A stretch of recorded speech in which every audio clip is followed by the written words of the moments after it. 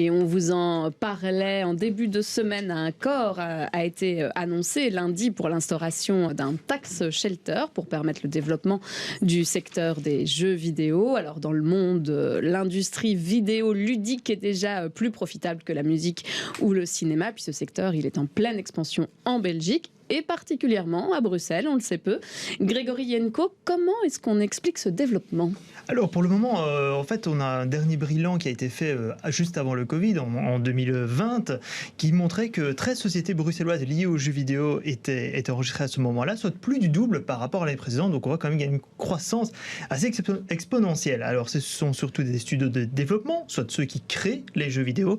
On a aussi une école de formation spécialisée et une maison d'édition. En fait, les maisons d'édition, c'est ce qui permet la publication des jeux vidéo dans le commerce.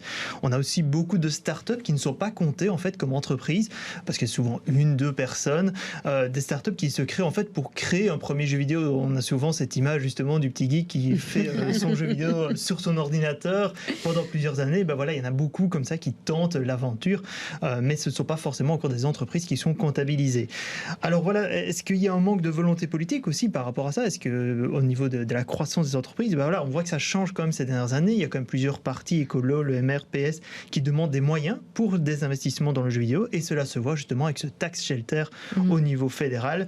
On voit aussi des événements autour du jeu vidéo qui sont de plus en plus nombreux et qui aident à ce développement. On a des compétitions d'e-sport, des sports électroniques, des conventions comme la Bédinasia, etc. Et cela ouvre finalement des vocations. Grégory, dans d'autres pays sont à la pointe, justement dans le secteur des jeux vidéo. On parle de la France, on parle du Québec également. Alors pourquoi la Belgique a-t-elle pris autant de retard ? Alors en fait, voilà, donc il y a une croissance actuelle, mais en effet, ça fait beaucoup plus longtemps que les États-Unis, la France, le Québec développent le jeu vidéo.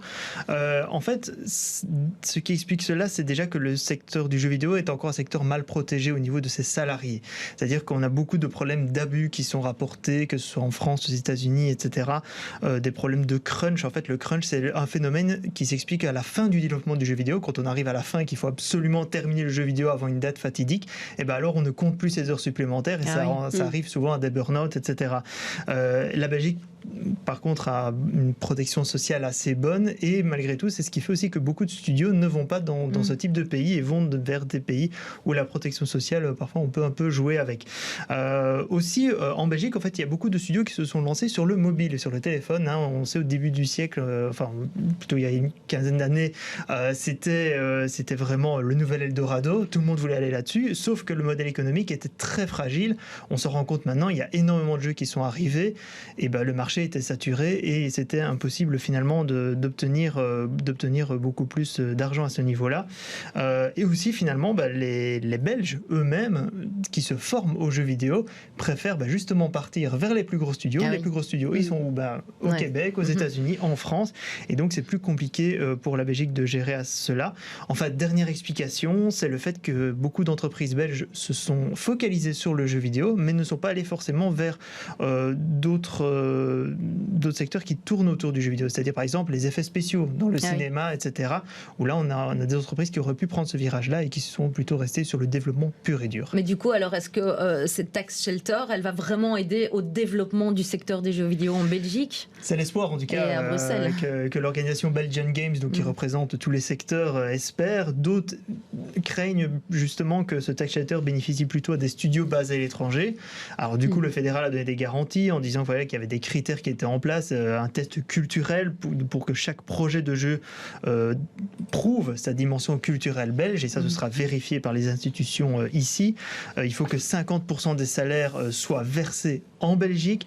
Donc voilà, il y a des créations d'emplois qui sont espérées. On espère aussi que ce soit un levier pour les studios belges qui puissent se développer eux-mêmes, mais aussi faire des coproductions avec des entreprises internationales.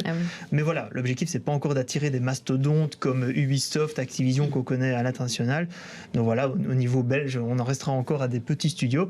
Un dernier petit point, donc si jamais vous voulez soutenir justement ces jeux vidéo belges, vous pouvez aller sur le site belgiangames.be pour justement voir tous les jeux vidéo qui sont créés en Belgique. Et puis il y aura peut-être le nouveau Candy Crush ou le nouveau Space Invaders belge. Fortnite, on va dire. Allez, d'accord, c'est pas mal aussi. Merci beaucoup Grégory Yenko pour toutes ces explications.